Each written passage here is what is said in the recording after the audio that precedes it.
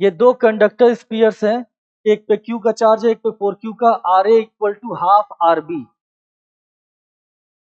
Okay, ये radius अगर R है तो ये रेडियस 2R है, उसका डबल है, ये दे रखा है। Potential V at any point on OX plotted against distance X। अब देखो यहाँ पे, यहां से लेके यहां तक पोटेंशियल होगा, पॉजिटिव होगा, इसकी वजह से भी पॉजिटिव, इसकी वजह से भी पॉजिटिव, लेकिन इतनी दूर तक पोटेंशियल जीरो रहेगा, फिर इतनी दूर तक क्या होगा, जीरो रहेगा।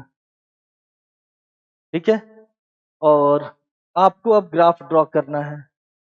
अब पहली बात, जब ये दोनों स्पीयर्स हैं तो बाहर का पोटेंशियल स्ट्रेट लाइन ग्राफ होना पॉसिबल ही नहीं है, क्योंकि पोटेंशियल के फॉर्मूले में 1/r आता है।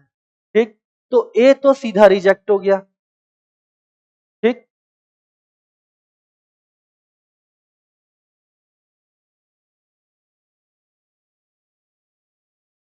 सेंटर, ओके ओके ओके, ठीक है, ठीक। पहला पार्ट, और ये दूसरा भी एकदम रिजेक्ट हो गया। ठीक है, अब सी और डी में हम देखते हैं, क्योंकि इसमें ग्राफ कर्व्ड ही दिया हुआ है, तो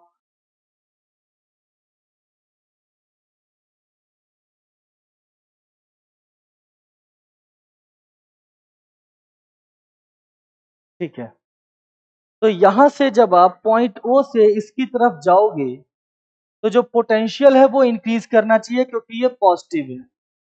ठीक, तो पोटेंशियल इंक्रीज करेगा, और फिर जब यहां से यहां तक जाओगे, ठीक है ना, तो यहां का पोटेंशियल अगर देखोगे, यहां दिया नहीं है कि दोनों स्पीयर्स के बीच की डिस्टेंस कितनी है, तो या तो ये लार्ज डिस्टेंस लेता तो कुछ क्लियर नहीं हो रहा है कि क्या सिचुएशन है। ठीक है, लेकिन हमें तो ग्राफ रिजेक्ट करना है। अब डी को भी हम रिजेक्ट कर सकते हैं, तो एक लॉजिक से रिजेक्ट कर देते हैं। यहां पर देखो, ये कह रहा पोटेंशियल जीरो है, जब दोनों ही चार्ज पॉजिटिव है तो पोटेंशियल किसी भी पॉइंट पे जीरो नहीं हो सकता, तो ये तो ओ पे भी जीरो नहीं हो सकता, कायदे से तो चारों ग्राफ गलत है फिर।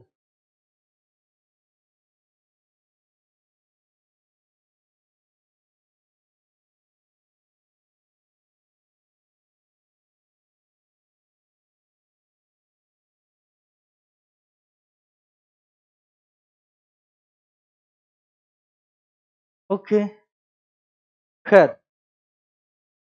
इस ग्राफ में और इस ग्राफ में केवल इतना फर्क है कि ये कह रहा है यहाँ पे जीरो है और यहाँ पे जीरो नहीं है, लेकिन ये जो कह रहा है ओ पे पोटेंशियल जीरो है, तो या तो ओ बहुत ज्यादा डिस्टेंस पे हो, तो ऐसा होगा कि ये ओ एकदम पास में नहीं है जैसा दिख रहा है, ये दूर होना चाहिए, ताकि आप इसके पोटेंशियल को टेंडिंग टू जीरो बोल पाओ।